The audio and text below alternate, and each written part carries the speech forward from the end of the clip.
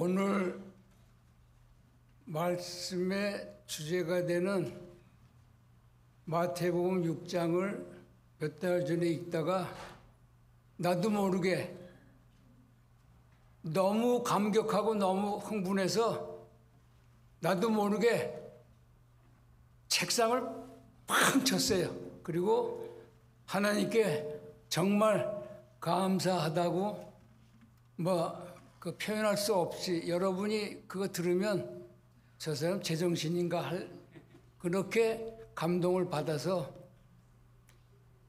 그리고 이제 며칠 지났는데 계속 시큼시큼해요. 그래서 그 어정케어 로마린다 병원을 갔어요. 그래서 엑스레이를 찍으니까 금이 갔어요.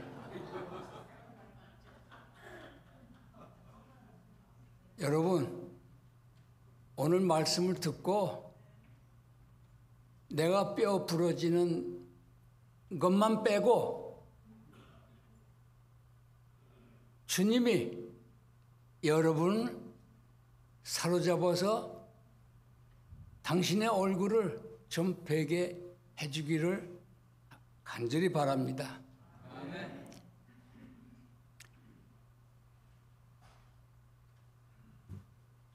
시간이 없으니까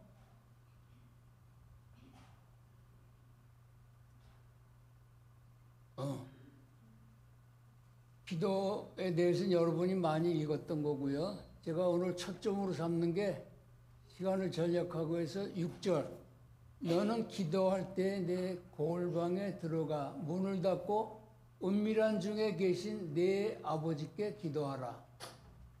은밀한 중에 보시는 내 아버지께서 갚으시리라.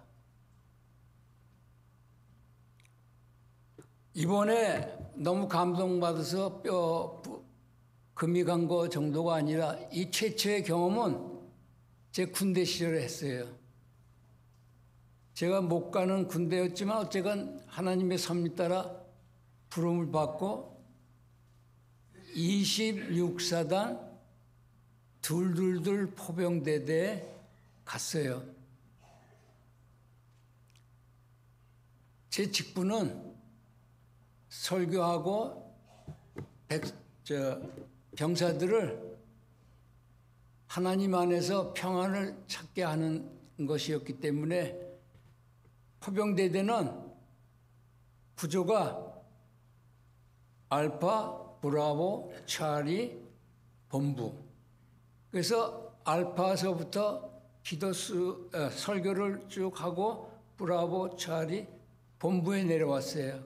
그래서 본부에서 설교하고 다 잠자는 사람도 있고 또 깨 있는 사람도 있고 군대에서 격식할 일이 없죠. 바쁘고 힘든 세월이니까. 그리고 거기서 보통 이제 잠을 좀 자야 되는데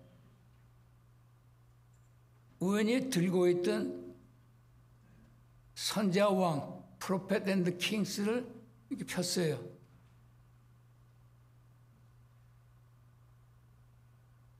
근데 그 중에 43장인가 제목이 Unseen Watcher, 보이지 않는 순찰자.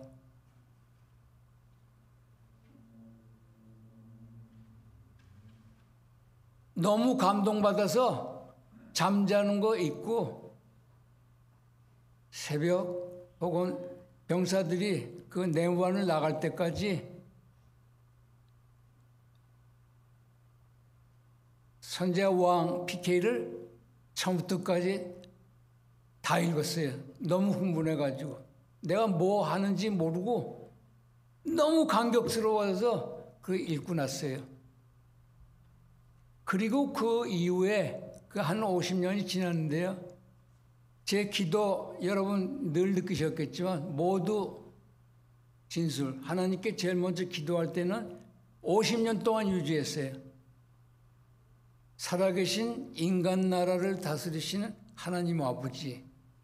그걸로 시작을 했어요. 그때 얼마나 감동을 받았겠어요. 그것을 읽고 하나님께 감동을 받은 다음에 언신 워처, 쉽게 얘기해서 이렇게 있지만 보이지 않는 하나님께서 나를 보고 계신다는 거예요.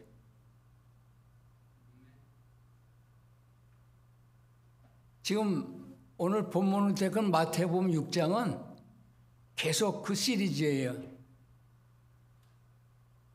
예를 들려서 기도하는 거, 그 다음에 구제하는 거, 뭐 이거 전부 말미에 주님께서 이야기하세요. 보이지 않는 하나님께서 내가 은밀한 곳에 무엇을 하고 있는지 다 보고 계신다. 그리고 보이지 않는 하나님께서 네가 뭐를 필요로 하는지를 미리 보고 계신다. 그게 계속 연결되는 거예요. 마태복음 6장은 보이지 않는 하나님께서 우리가 무엇을 하는지 아무도 모르게 은밀한 곳에서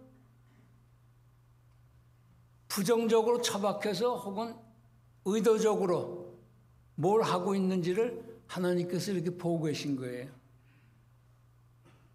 인간은 항상 뭐가 필요로 합니다. 절박하게. 보이지 않는 하나님께서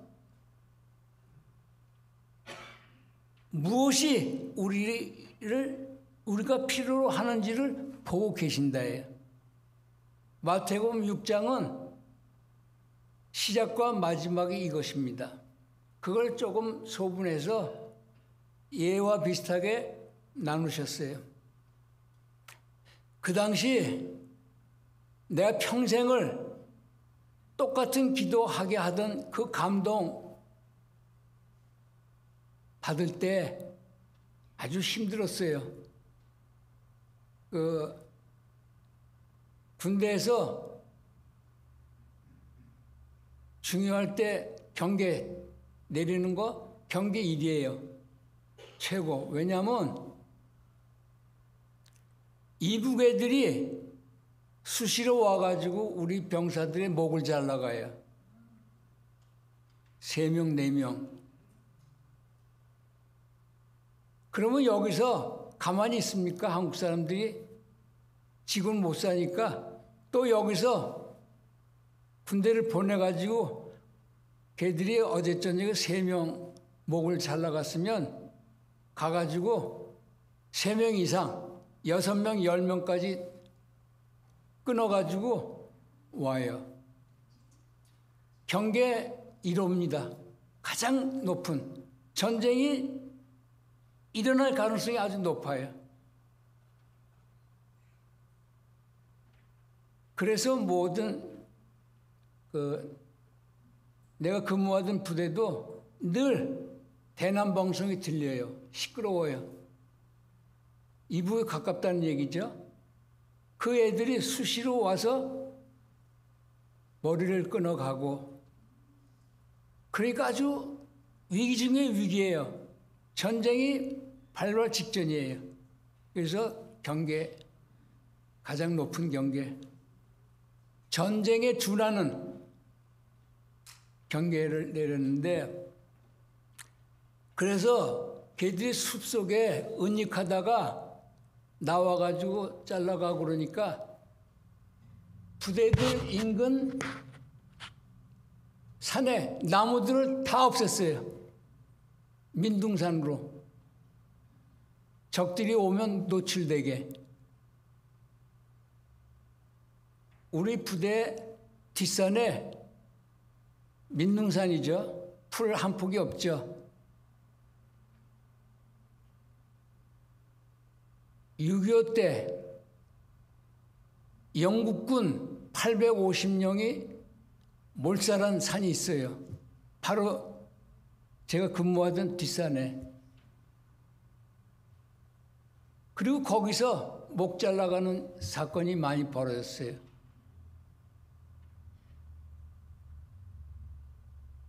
근데 불행하게도 제가 거기를 매일 넘어 다녀야 돼요. 그것도 밤에. 왜냐면 제 동생 저기 뒤에 앉아있는데 강일이가 연탄가스를 마셔가지고 뭐 숨만 쉬지 의식이 없고 그러니까 막내가 쟤는 서울대 3학년 때 연탄가스를 마셨고 막내가 서울대학을 들어간 지 1년이 안 됐을 때 사건이 벌어지니까 엄마 아버지는 정신없고 근데 저는 또 군대 끌려가 있고 그 막내가 아르바이트해서 집안을 먹여 살리다가 돈 버는 사람이 없는 거예요. 자기 형을 돌보기 위해서 학교 휴학계를 내고 거기 몰두하는 거예요. 30분마다 한번 석션해야지. 요창 안 생기게 온몸을 알코올로 닦아줘야지. 1년이 지난 다음에 강렬히 제 막내 동생 이불을 내가 펴줬어요. 잠을 못 자고 1년을 지나니까 피골이 상접해가지고 눕질 못해요. 뼈에 부닥쳐가지고. 그런 상황인데 제가 부대장한테 특별히 부탁을 하고 설명을 해서 밖에 나와서 양정고등학교 애들을 아르바이트 했어요. 군인이죠. 거기서 나오는 돈이 유일하게 우리 집안을 지탱하는 방법이에요. 물론 더 많은 부분을 누나가 감당했지만 그래서 나와서 아이 가르치고 전 기차를 타고 가면 연천이 종착역인데 거기 마지막 도착하는 시간이 7시예요. 전방이 되고 산악지대 돼서 깜깜해요. 부대까지 평안한 길로 가려면 너무 길어요. 방법도 없고 걸어서 가야 되는데 누가 쫄병을 위해서 차를 내주겠습니까? 그래서 그 바로 부대 뒷산을 올라가야 돼요.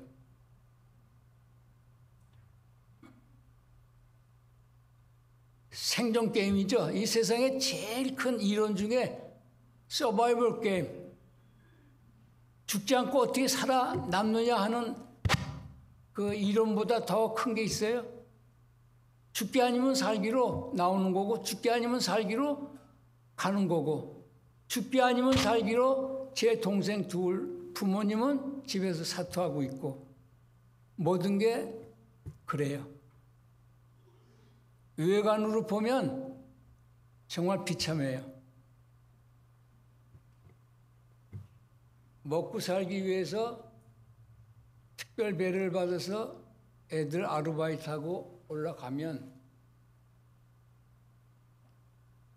7시가 이제 마지막 도착할 수 있는 시간인데 그때부터 그 산을 올라가는 거예요.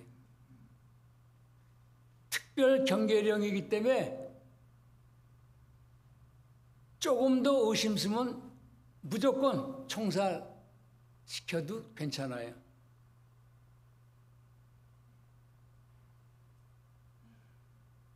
제가 매일 올라갑니다.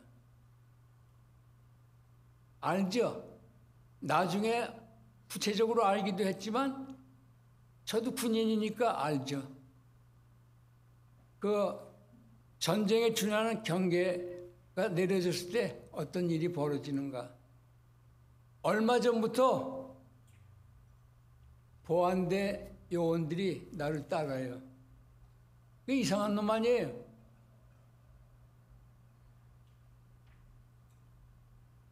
밤이면 그 깊은 산을 걸어 올라간단 말이죠. 그건 이북 애들이나 간첩들 아니고선 가능한 게 아니에요. 정상적인 사람으로는 그게 가능치가 않죠.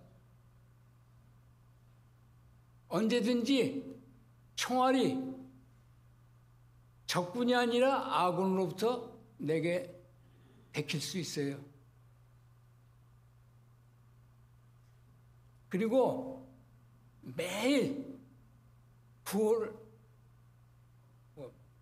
번호할 때 그거를 바꿔요. 암호. 그러면 내가 밖에서 출퇴근을 하니까 암호를 알 재간이 있나. 도착하자마자 또 밤새 설교하고 다니고. 그 산을 넘어서 그 포처에 도착하면 와 누구 암호가 없어요. 암호 못 되면 법으로 총살시키게 돼 있어요. 근데 총살 안 당했어요. 뒤에서 내가 누구인가 저 적군하고 접선된 무슨 그런 놈인가 보안대 애들이 따라다니는 걸 느끼죠. 근데 뒤에 안 따라다니 투시경이 있어가지고 한 2km 밖에서부터 따라와요. 1km 밖. 자기들 못 봐야 되니까 경우에 따라 죽여야 되니까. 근데 나중에 이제 대장하고 보안대장이 불러서 이야기하는데 이런 일이 있었어요. 내가 거기에 올라가면 850명의 영국군 병사가 몰살한 곳. 옛날엔 토테미즘이니까 얼마나 많은 이야기들을 만들어냈겠어요. 괴담들. 우리 부대는 거기 특무상사가 있는데 그 예전에 이무기가 용이 돼가지고 올라가는 걸 도끼로 때려 죽였더니 그다음부터 우리 부대는 허병대대 시험에서 1등 해본 일도 없고 그걸 믿어요. 다 불안하니까. 근데 제가 쭉 보면 전부 민둥산이니까 제게는 그 당시 열풍처럼 불던 춤의 종류가 디스코예요. 거기 도착하면 디스코텍이 마련된 거 아니에요. 넓잖아요. 나무도 풀도 없고 제일 정상에 도착했으니까. 그럼 거기서 막 춤을 춰요. 디스코를. 땀을 뻘뻘 흘리면서. 물론 거기까지 올 때 법으로 소리내고 오면 안 돼요. 그리고 그냥으로 오면 안 돼요. 이거 풀도 달고 얼굴 색깔도 바꾸고 그다음에 옷도 구분이 안 되는 그걸 입고 와야 되는데 그냥 맨으로 그냥 올라오다가 거기 올라와가지고 열심히 춤을 춘단 말이에요. 땀을 뻘 흘리면서. 노래 물론 큰 소리로 하면서 오죠. 법이 위반이죠. 언제 이북에 와가지고 혼자 가는 노래 부르는 사람 들키면 와서 목잘 나가는 거니까. 그런 과정이 전부 연결이 됐어요. 나중에 대장이 보안대장하고 나를 불렀어요. 그 보안대장이 중사, 그러니까 대대는 책임자 보안대장이 중사예요. 그리고 대대장은 중령이고.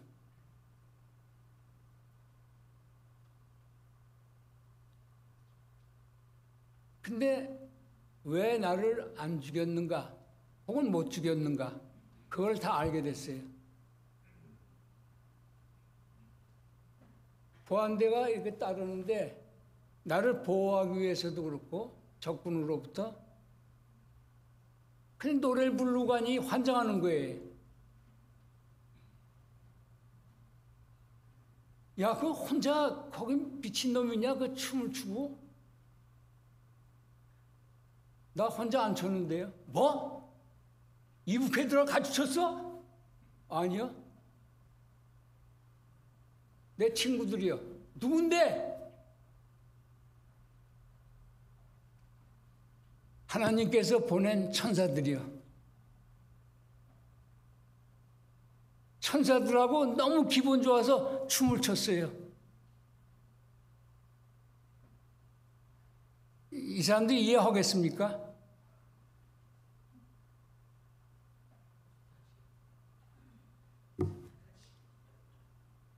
그때 그 보안대 대장의 역할은 무지무지하게 크고 무서워요. 근데 나한테 이야기하는데 나는 1등병 아니야, 1등병. 근데 이제 목회자 역할을 하는 거죠, 설교하고. 뭐 그건 다 뭐 시간이 없으니까 그 이해가 안 가는 거예요. 그 대장한테 그게 이해가 가냐? 아니 그 야밤중에 달밤에 체조하는 것도 아니고 이북 애들이 쳐다보고 있을 텐데 아 그래요, 대장님. 이북 애들이 나를 죽이려고 보고 있는 걸 여러 번 봤습니다. 근데 넌 미친놈 아니야, 목사님? 목사님 보고 미친놈이라고 하지 마세요. 이제 이래가면서 긴장을 완화시키면서. 제가 하늘의 천사들과 기분 좋아서 막 춤을 춘 겁니다. 대장님, 제가 여기 온 이래로, 이 부대 온 이래로 총기 사고 한 번 있었습니까? 탈영병 한 번 있었습니까? 무슨 재난이 있었습니까? 그건 목사님 온 다음에 한 번도 없었어. 상관관계를 모르는 거죠. 근데 원체 대장하고 나하고 친숙하게 이제 내가 낮에는 경영학도 가르치고 이제 그랬으니까 당최 이해가 안 간다. 그래서 제가 더 설명해 드릴게요. 제가 온 다음에 한 번도 그런 사건이 없었잖아요. 전쟁이 설령 벌어져서 총알이 빗발치듯 소나비 오듯 우리 옆을 지나가도 제가 하나님의 종으로 천지만물을 창조하신 대주제 예수의 종으로 대리인으로 여기 와 있는 한 하나님께서 모든 총알들을 대장인 코끝이나 혹은 모든 병사들 코끝을 관통하려고 그러면 천사들이 전부 잡아가지고 저루. 야, 그게 말이 돼? 목사님, 대장님에게는 이해 안 가지만 저는 그게 현실입니다. 눈에 맑은 유리창을 통해서 밖을 내다보듯 그것은 항상 내게 현실로 있는 겁니다. 천사들과 만나고 천사들과 악수하고 하나님께 찬양을 하고 내 목을 잘라가려고 뒤따르는 병사 앞에서도 내가 춤을 출 수 있는 것은 더 두려운 것은 아군이요, 보안대, 이상한 놈이 이북하고 연결되는지 모르니까 여차하면 뒤에서 쏴. 그게 법이니까 경계태세 중에는. 그거 알지만 내 신념은 살아계신 인간 나라를 다스리시는 전능하신 하나님이 하나님의 종으로 제가 이곳에 보냄을 받은 이상 내 영역 안에 있는 모든 병사들, 대장님으로부터 쫄병에 이르기까지 하나님께서 책임지고 보호합니다. 두려워하지 마세요. 못 믿지만 너무 이상하니까 믿어지는 거예요. 내 삶 자체가 그에게는 전부 거짓말이에요. 내 히틀러의 말 맞다나 거짓말을 하면 크게 해야 사람들이 믿어요. 이 대장이 흰가 민가 하다가 그냥 지나갔어요. 그러니까 미친놈일 수는 있어도 어떤 신념에 의해 내 부하가 살아있다는 거, 그게 감사했나 봐요. 목사님, 나는 당신의 상관이고 대장인데 당신이 어떻게 되면 내가 옷 벗어야 되고 책임지니까 난 잠을 못 잤어요. 난 불안했어요. 매일 보고를 받잖아요, 나는. 근데 그 밤중에 오는 건 고사하고 춤을 그렇게 춘다고요?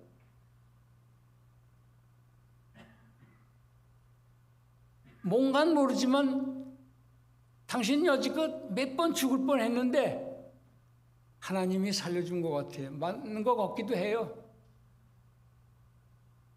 나중에 그분이 내가 시내에서 들어와서 설교하러 오니까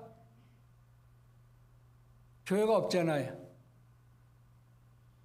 이상한 현상이 벌어졌어요. 목사 그 대장하고 부인하고 딸아이하고 아들 소년들이 맨 앞에 앉았고, 그 다음에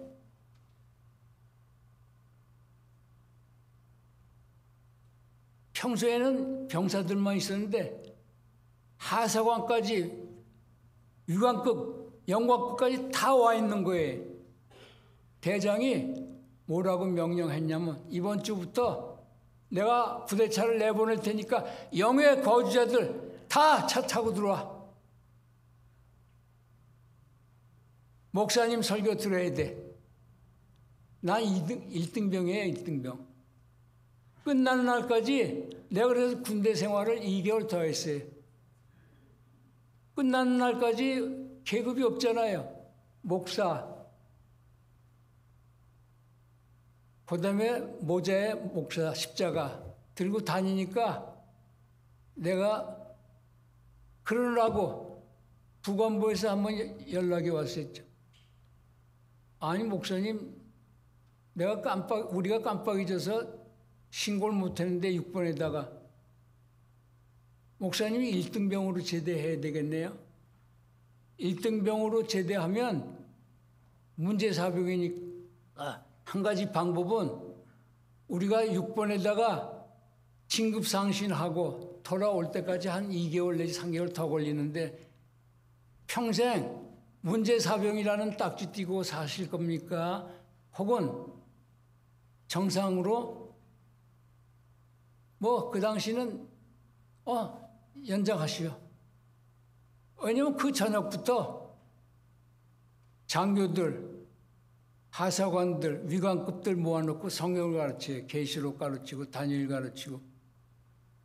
그들이 어떤 사람은 제대 말년에는 제대만 기다리잖아요. 근데 부대에 올라가가지고 제대 좀 연장해달라고. 미친놈 아닌가? 왜? 목사님이 지금 계시록을 하는데 그거 끝날 때는 몇 개월 걸린대요. 그거 꼭 들어야 되겠어요. 이상한 현상들이 많이 생겼어요. 그런 용감한 삶은 어떻게 해서 비롯됐냐? 그럼 며칠 전에 말씀드렸죠. PK 선지자 왕을 통해서 언신 워처, 보이지 않는 순찰자. 오늘 마태복음 6장에 보이지 않는 하나님이 내가 무엇을 하는 것을 보고 계신다. 보이지 않는 하나님이 내가 무엇이 필요한지를 보고 계신다. 너무 생생해서 이것이 나무 토막이듯이 그것이 너무 생생하고 너무 사실 같아가서 저녁마다 천사들을 하나님께서 보내서 나하고 춤추게 하고 용기 주고 기 안 죽게 하고 두려움에서 없애주고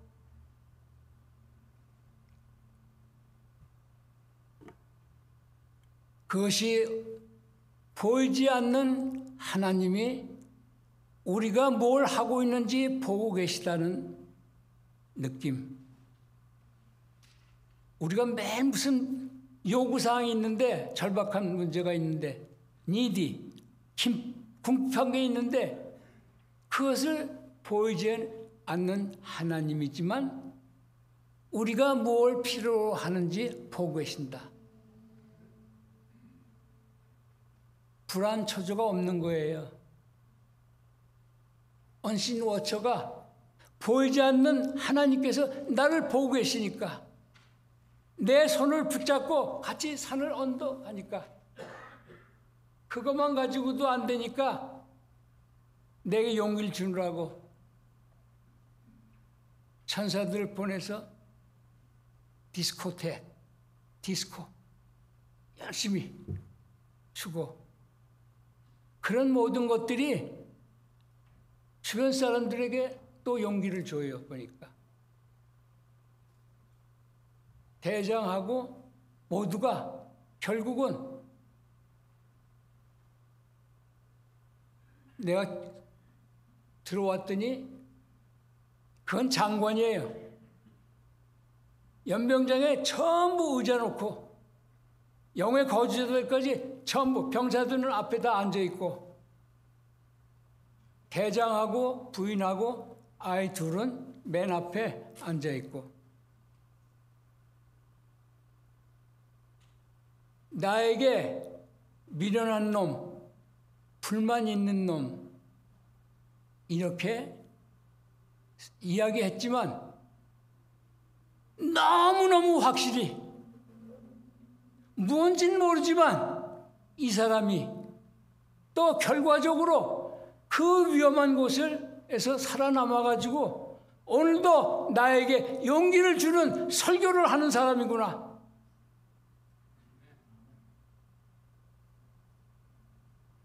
진급에 목말라 하던 육사 17기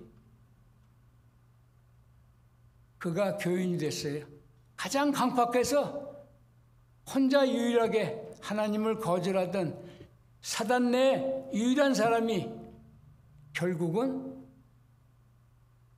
하나님 앞에 무릎을 꿇었습니다.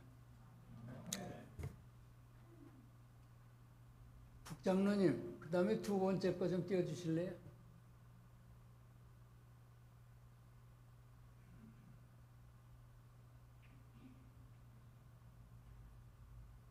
아니요. 더 뒤로 가야 될 것 같은데. 있어요. 아직. 예, 22절. 눈은 몸의 등불이니 그러므로 내 눈이 성하면 온몸이 밝을 것이요. 눈이 나쁘면 온몸이 어두울 것이니 그러므로 내게 있는 빛이 어두우면 그 어두움이 얼마나 하겠느냐.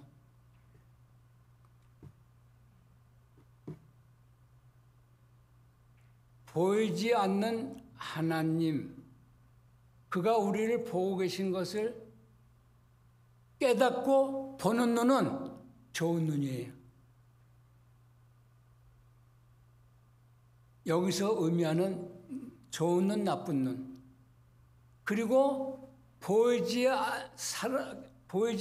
않으나 살아계신 전능하신 하나님께서 우리를 보고 계신다는 것을 못 보는 눈은 나쁜 눈이에요.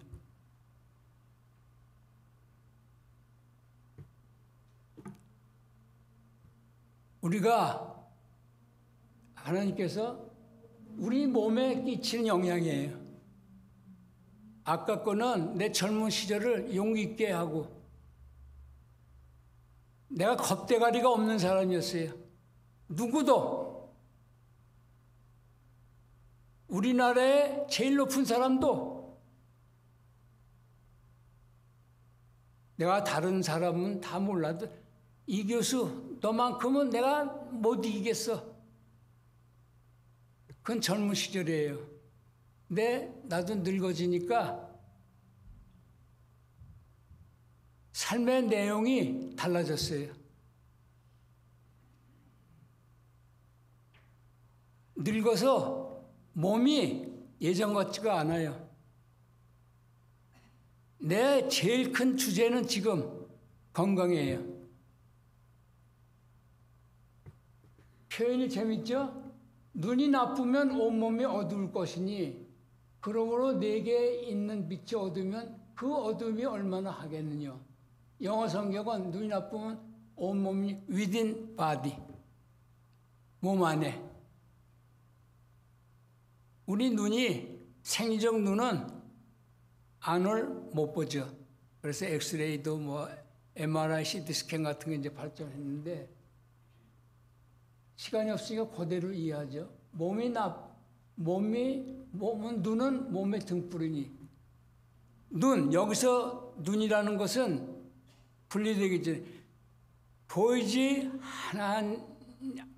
않는 하나님이 우리를 보고 있는 것을 보는 눈, 좋은 눈. 보이지 않는 하나님이 우리가 볼 수는 없지만 우리가 무엇을 필요로 하는 것을 보시는 하나님, 그것을 못 보는 눈이 나쁜 눈이에요. 그 결과가 이래요. 보이지 않는 하나님이 우리를 보는 것을 못 보면 온몸이 어두울 것이다. 어둡다는 것은 요새 메디컬 텀으로 유행하는 이뮨 시스템, 그것일 수 있어요. 이뮨 시스템이 좋다 나쁘다는 빛과 어둠으로 많은 의사들이 표현해요. 그리고 바디가 어둡다.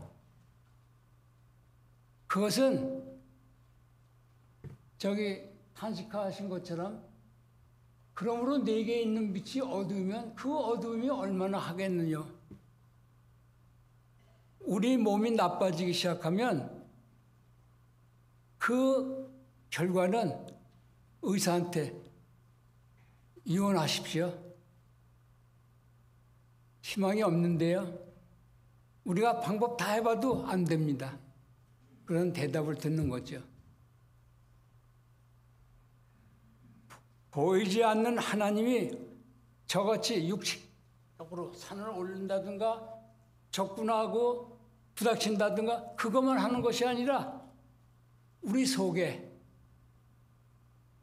몸과 마음도 영향을 주신다는 겁니다.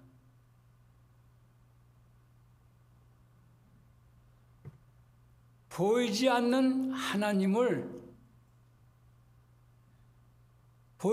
하나님이 우리를 보는 것을 못 보면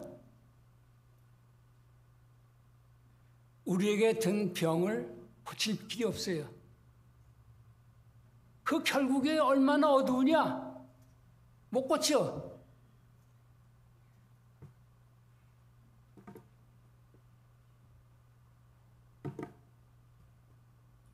제가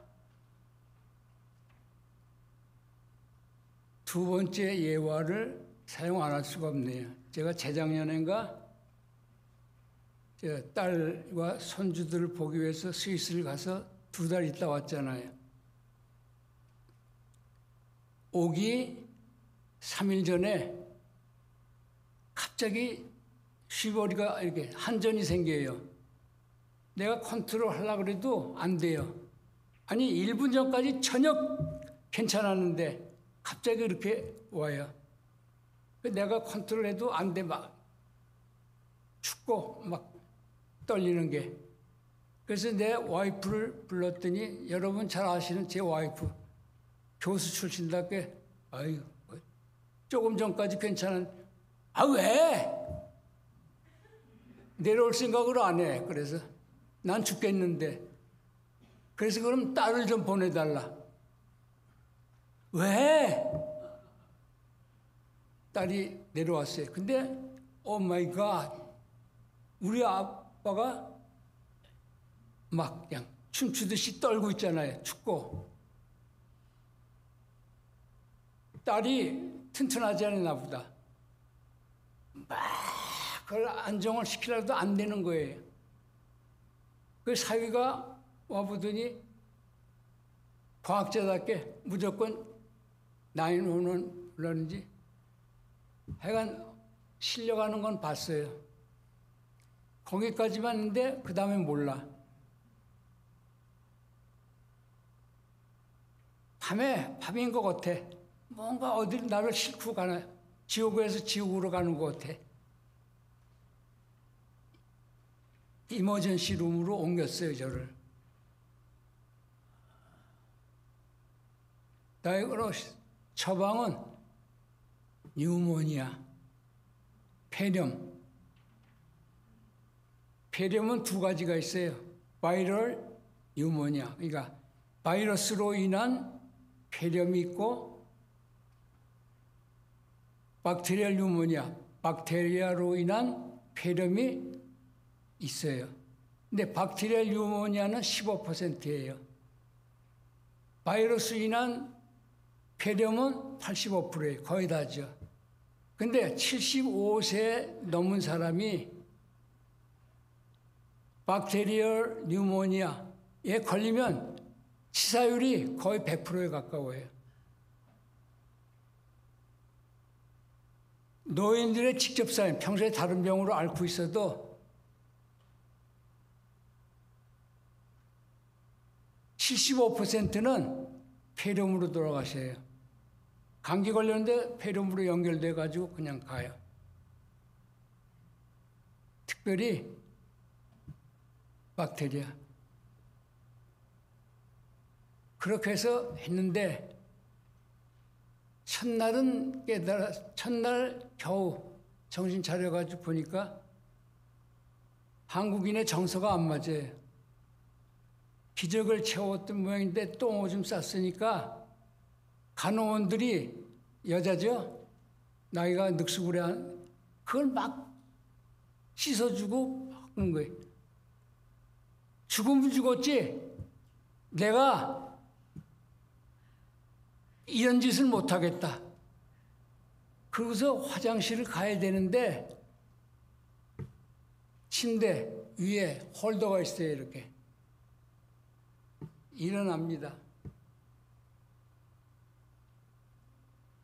한 10번쯤 해도 결국 쓰러지고 말아요. 홀더를 겨우 잡을 도 이제 한번 일어나보자 하고 일어나다가 넘어져요. 보다 못해서 같이 입원한 스위스 남자, 그 부인이 병원의 간호원이에요. 내가 일어나려고 버드덩거리면 그 사람이 와요. 나를 일으켜 세우고 화장실까지, 여기 항상 주사가 껴 있으니까 그거 달고서 나를 화장실로 안내하고 그럼 내가 인도해. 와서 침대 올라갈 힘도 없으니까 그 사람이 올려서 이렇게 세워요. 정신이 좀 들기 시작했는데 상황은 마찬가지. 못 일나겠어요. 근데 더 걱정되는 게 내가 갈 때 트래블러 인슈런스 가지고 왔어요. 여행자 보험. 근데 내가 떠나야 되는 것이 오해했어요. 내일인 줄 알았어. 내일 모레인데. 근데 마음이 급해지는 거예요.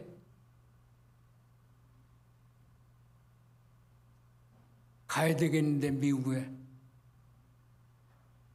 발버둥 쳐도 나갈 힘이 없어요. 그래서 이틀째인가 3일째 그 옆에 스위스 남자가 나를 해서 화장실을 갔다 온다면 기다리고 있어요. 나 침대에 누워주려고. 가 앉으라고. 가 누우라고. 내게 길은 살아계신 하나님께 매달리는 것밖에 없다. 고맙다. 날 도와줘서. 그러고서 무릎 꿇고 침대에 앉아보면 넘어지니까 침대를 붙잡고 하나님께 기도했습니다. 하나님, 이 기절이 내가 왜 뼈가 금이 갈 만큼 흥분했는 거 알죠? 오 주님, 보이지 않은 하나님이여, 내가 인시크릿, 무엇을 이 비밀한 곳에 아무도 모르게 내가 어떻게 처했는가를 보고 계시지 않습니까? 하나님, 보이지 않는 하나님이시여, 그러나 내게는 보이는 하나님이시여, 주님은 내가 무엇이 필요한지를 보고 계시지 않습니까? 주여, 끝입니다. 요한복음 6장에 당신 늘 마지막 때 내가 너를 세우리라, 일으켜 세우리라 했으니 지금 내가 마지막입니다. 마지막 때 일으켜 주신다는 주의 약속을 지키소서. 난 당신이 필요해요. 그리고 기도를 했어요. 한참 얼마나 시간이 지났는지, 그리고 기도 끝나는 걸 보니까 그 옆에 친구가 잠을 못 자고 그 부인이 간호원이라 그런지 충실해요. 다시 와가지고 나를 이렇게 세워줬어요. 침대에 누웠어요. 그 이튿날 아침에 나는 그날 가야 되는 줄 알았는데 나중에 알고 보니까 그 다음 날이에요. 하나님, 내가 여지껏 부인 때문에 그럭저럭 먹고 살았는데 여기서 이 사람들이 요구하는 대로 20일, 30일서 하루에 만 불 치고 20만 불, 30만 불을 와이프가 갚게 할 수는 없지 않습니까? 죽어도 좋으니, 하나님 안에서 죽어도 좋으니 와이프에게 짐되지 말게 하소서. 이것이 내가 남편으로서 부인에게 할 수 있는 마지막 선물입니다. 하나님이 웃었을 거예요. 기도했어요. 근데 그 이튿날 아침에 잠시 인식을 못했어요. 일상인 줄 알고 내가 벌떡 일어나가지고 화장실을 갔다 왔어요. 그리고 나도 모르는 거죠. 침대에 내가 올라가서 좀 앉았다가 내가 누웠어요. 병원에 다 이야기가 됐어요. 내가 내일인가 미국을 돌아가야 되는데, 그러니까 의사들이 왔어요. 내일 간다고요? 못 갑니다. 왜 못 가요? 의사들은 수치로 얘기하잖아요. 처음에 올 때는 5였는데 무슨 숫자인가 내가 아직도 몰라요. 지금 당신의 컨디션을 보니까 265 나옵니다. 내가 물었어요. 그 숫자 잘 모르니까 그게 네거티브요? 그러면 3일 동안에 내가 지금 쉬운 몇 배나 나빠졌습니까? 그렇습니다. 근데 난 가야 돼요. 못 갑니다. 그래서 내가 쇼를 했어요. 여기 증인이 있다. 간호원의 남편. 매일 밤마다 나 10번, 20번 일어나려고 발버둥 쳐도 못 일어나고 고꾸라지니까 이 친구가 나를 일으켜서 화장실을 가게 하고 침대에 누워 했던 사람인데 어젯밤까지의 상황이다, 이 사람이. 근데 친구요, 의사요, 보시죠. 내가 벌떡 일어나갔어요. 침대에 일어나가지고 내가 아주 고양이가 뭐 어디 뛰어내리듯 가뿐하게 침대 바깥으로 내려갔어요. 그리고 설명을 했어요. 제일 먼저 질문이 나한테 뭐였냐면 빼라? 더 좋으냐? 내가 뭐라고 대답했냐? 오버 빼라. 퍼펙트. 의사가 이해를 못하는 거예요. 왜냐면 어제 저녁 부인 간호원을 통해 가지고 밤중까지 보고가 됐어요. 당신은 지금 5에서 265인데 말이 안 통하니까 난 가야 된다.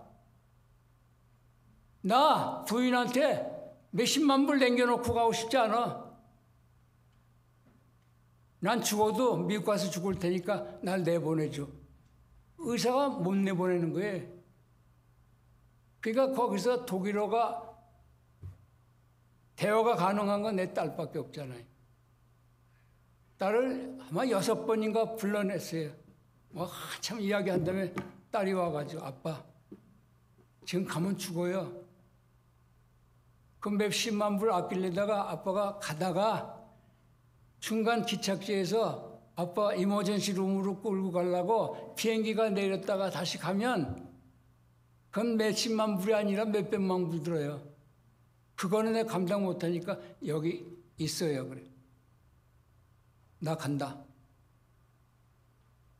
그러니까 의사한테 또 가서 이야기를 해요.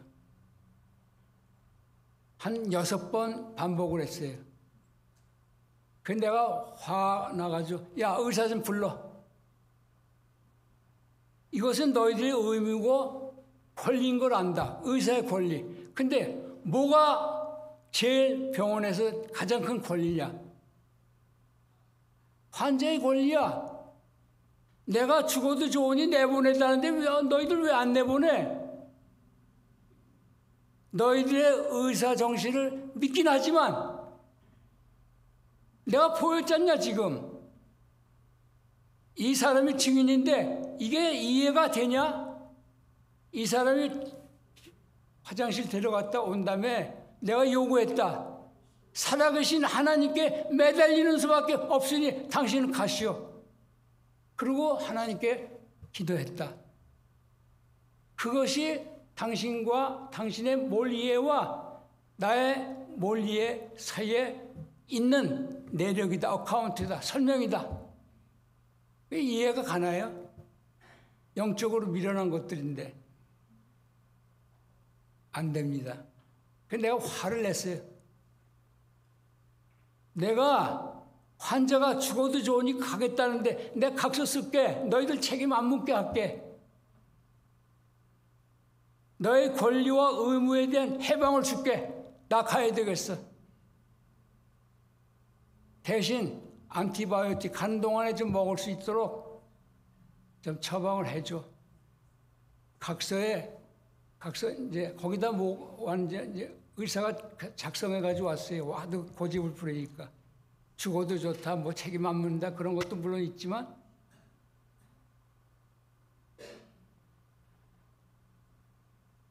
아주 각서 내용 가운데 가자마자 가면 어느 병원이 제일 가깝냐요. 위생병원이라고. 우리 집 옆에 있다고.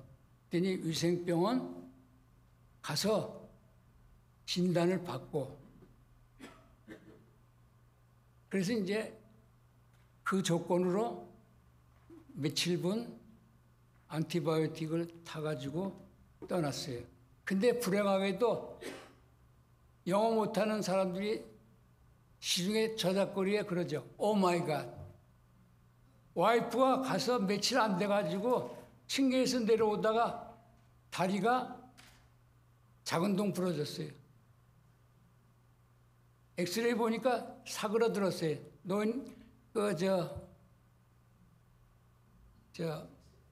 본 메로가 적잖아요. 그것 때문에 침례 받고 있었는데 층계에서 떨어지니까 그러니까 이걸 짚고 있어요. 와이프가 자기 치료를 위해서라도 여보 일주일만 더 있자. 그것도 안 들어준다 그러니까 그럼 3일만이라도 더 있자. 그 안에 남편이라고 화를 내면서 이게 내가 간대는데 서방의 길을 막는 거! 그랬더니 와이프가 꼼짝 못하고 가자고. 딸이 공항까지만 데려다 줬어요. 죽어도 할 수 없는 거 아니에요. 아빠가 그렇게 고집을 부리니까. 바구미 주둥이처럼 이렇게 나왔죠. 왜? 자기 엄마 치료의 기회도 박살나고 달아간 아빠가 귀엽겠어요?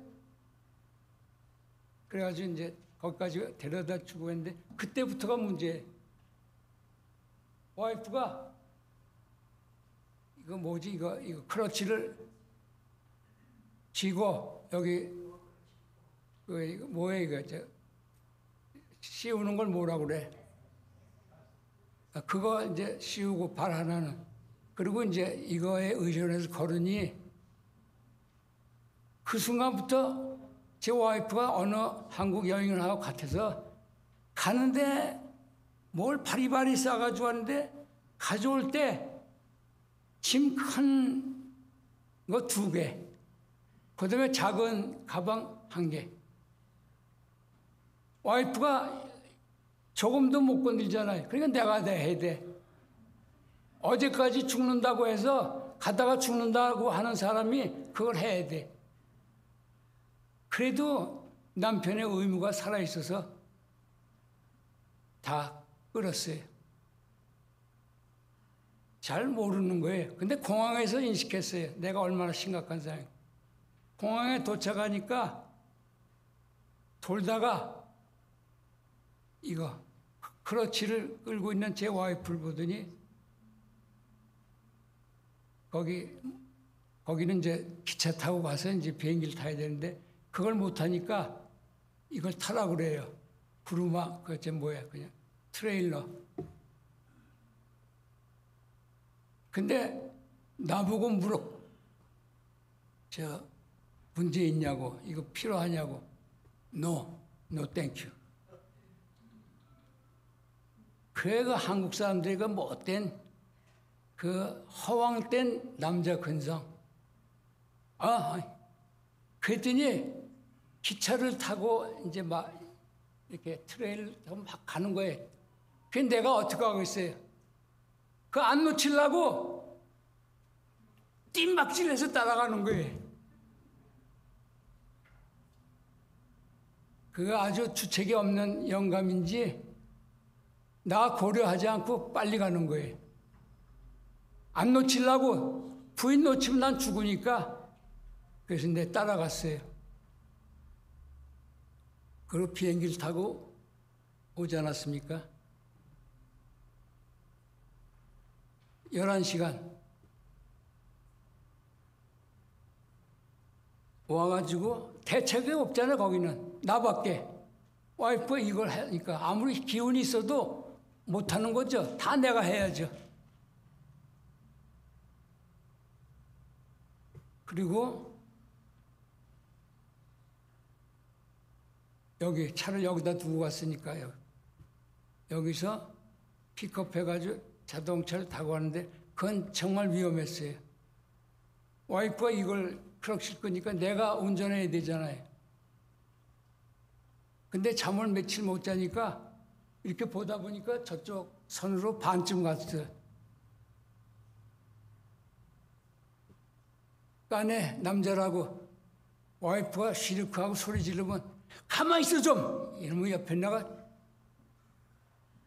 근데 안 되겠어요. 그래서 가다가 어느새 쉬고서 한 1시간쯤 자고 이제 다시 갔는데 그날 신앙이 주는 무모함이 가끔 있어요. 미련해. 반드시 현명한 것만 아니야. 그래가지고 이제 그날 와이프가 가자고 그러는데 안티바이오틱도 없고 그러니까 내가 그냥 문제없이 왔거든요. 와이프가 피곤하니까 내일 가자고 그래요.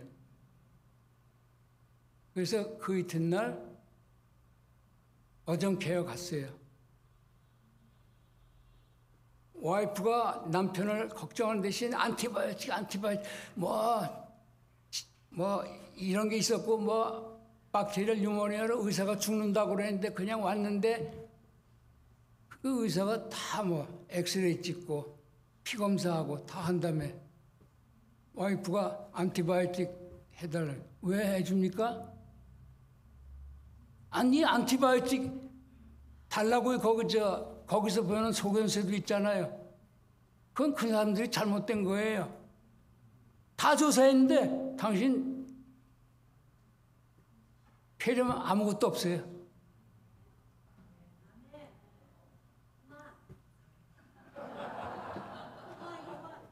시간 많이 갔네. 용서하십시오. 내가 이거 뼈 부러지는 성격처럼 내가 어떤 때 그냥 지금 하나님이 내게 주신 은혜가 너무 감사해서 제가 정신을 잃었어요. 끝내겠습니다. 여러분, 보이지 않는 하나님이 우리를 보고 계시는 인식은 어떤 상황에도 두려움 없이 잘 극복하게 해줍니다. 우리 나이에 여기 우리 교회 평균 연령이 80 아니에요. 하나님의 은혜로 여지껏 사는 사람들 아니에요. 우리 직업이 뭘로 바뀌었습니까? 병원 가는 거 아니에요? 여러분, 하나님께서 직접 말씀하셨어요. 보이지 않는 하나님을 보는 좋은 눈은 그 온몸이 속까지 빛으로 빛나요. 빛은 희망이에요. 치료예요. 그런 사람은 병으로부터 벗어날 수 있어요. 그러나 고집스럽게 사탄에 눌려가지고 하나님, 보이지 않는 하나님을 보지 못하면 희망이 없어요. 그건 성경이에요. 여러분, 우리 희망 가져야 되지 않겠습니까? 우리가 갖는 기저질환을 보이지 않는 전능하신 하나님이 우리를 배려하고 보고 돌봄으로 병에서 다 헤어납시다. 하나님의 약속이에요. 살아계신 인간 나라를 다스리신 하나님의 약속입니다. 하나님을 믿읍시다. 그러면 우리의 영혼과 온몸이 빛으로, 희망으로, 치료로 가득 찰 겁니다. 나사렛 예수의 이름으로 여러분을 축복합니다. 우리 얼마나 큰 축복을 받은 백성입니까?